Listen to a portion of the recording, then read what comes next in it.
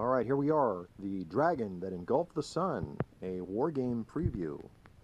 The Dragon That Engulfed the Sun is a hypothetical Chinese invasion of Japan in the near future. And the whole premise here is that the Chinese have won the Second Korean War. And after embroiling the United States in this Second Korean War, and assuming they won, and won big time, the Chinese are going to settle old scores with the Japanese, and they're going to invade Japan itself. And of course that would greatly upset the strategic balance in the Pacific, and that would give the Chinese a strategic advantage unlike they've enjoyed in their entire history. So now, how plausible is this scenario? Well, I don't know, but I can tell you this, that the Japanese give it a lot of thought. The Japanese have increased their defense spending dramatically of late, for instance. So this game just kind of follows that line of thinking, and it's a fun way to kind of experiment and see how things might actually go. Alright, so you're looking at the map, and you can see a whole array of different types of game pieces.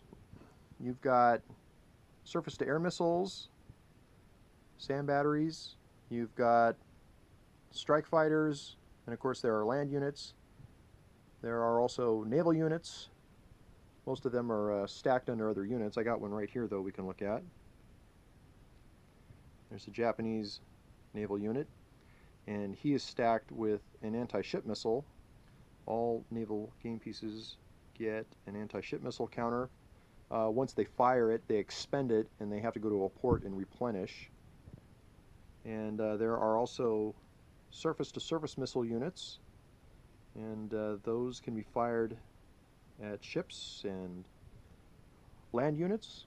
And Japanese obviously they've got a couple deployed here to kind of fire at any Chinese ships that might come around these parts.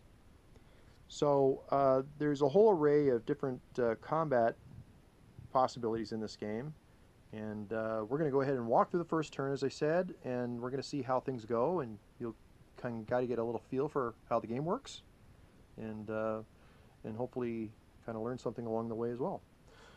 Alright, let's take a look at the Chinese. I've got the Chinese all set up here. Now what I've done is I've kind of separated the Chinese into their initial starting dispositions.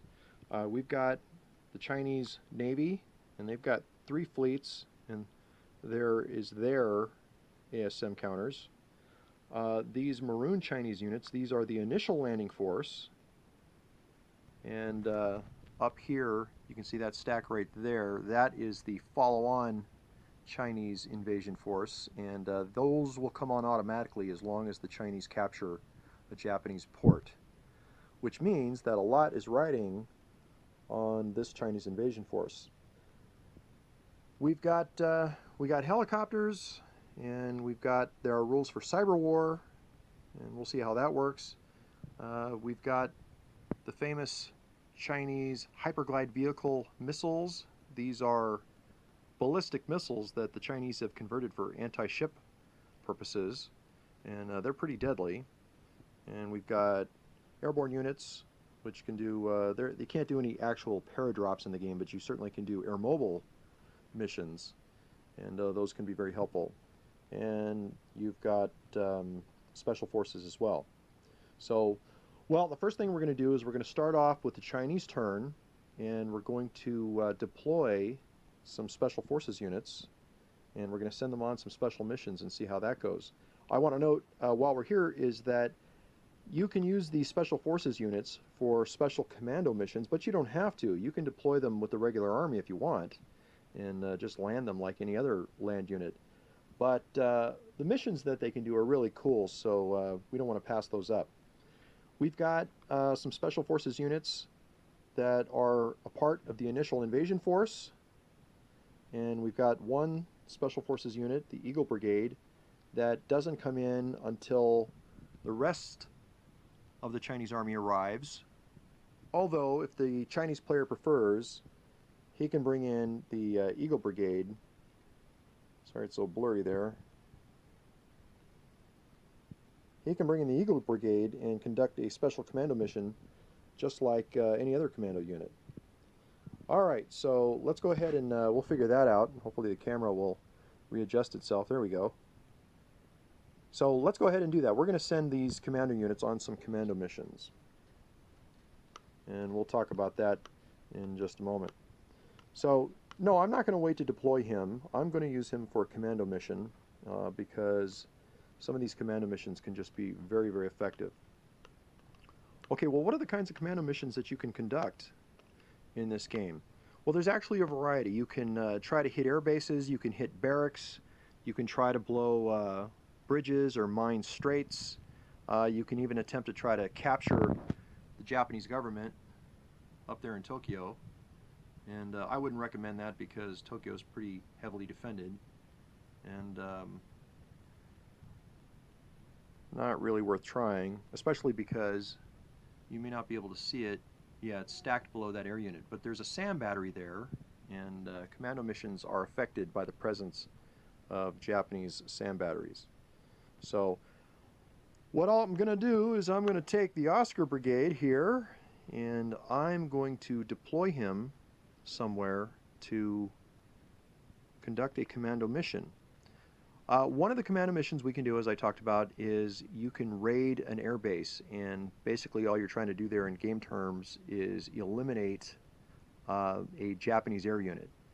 The Japanese air units that are really the most problematic for the Chinese are these 4 quality air units. These are the best air units in the game, but you have to place the commando unit adjacent to an air unit's hex to be able to try to hit it, and it has to be an unoccupied hex, and of course all these hexes are garrisoned.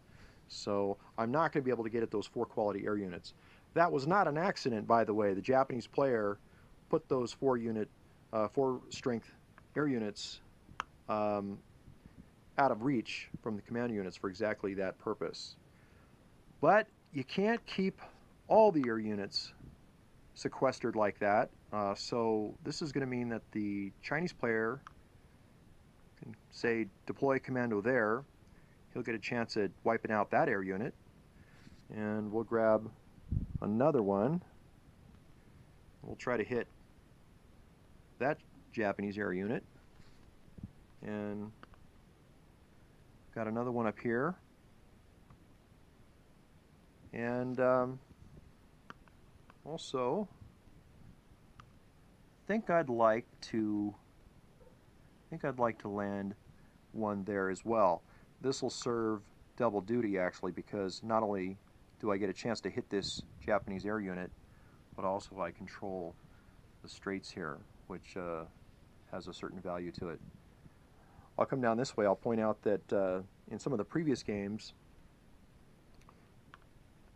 I saw the Chinese player put a commando unit here, and the purpose was to hit these Japanese surface-to-surface missile units.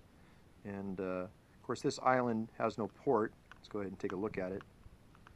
The island has no port, and there was no need in the Japanese player's mind to put any land units there, so there were a couple of surface-to-surface missile units, but the Chinese dropped a commando unit there and walked right in and wiped these 2 missile units out. They have no inherent defense on their own. So because I'm not entirely dim, I've learned my lesson, and I have garrisoned this island. I've garrisoned the island with airborne units so I can bring them out by helicopter later on. For now, though, I've got the missile units protected by SAM battery, and these do a nice job of kind of controlling the Tsushima Straits around here. So, all right, there you go. We've got 4 commando missions ready to go, and we're going to try to hit all these air bases and see how that goes. Let's go ahead and roll some dice, see what happens. We'll start at the bottom here with Aero Brigade. Now, before we do, there are a couple of modifiers that the commandos can employ to increase their chances of success. One of the modifiers is deciding to go in as a small insertion according to the rules. And what a small insertion is basically instead of sending in a large group of commandos, you're sending in a small group of commandos, which of course are easier to insert, they're stealthier, and whatever the case may be, and it gives you a better chance of achieving your objective. I'm going to do that. Now what I give up, as you can divine here by doing that, is I give up a step of all these commando units. These guys have to be depleted, and they are depleted permanently. I don't get their other half back. So what that will do is that will give me a +1 die roll modifier, or no, I'm sorry, it's a -1 die roll modifier because you want to roll low. If I chose to go in with a large insertion, that would actually entail a +1 penalty to my commando mission, which I don't want to do that. However, there can be cases where you want to go in with a large insertion because, as you can see, this commando unit has lost over half its strength. He went down from a 7 to a 3, and so, you know, there's a trade-off there. The other thing you can do to increase your chances is you can opt to employ helicopters as part of the mission, and that will give the Chinese commandos yet another -1 die roll bonus.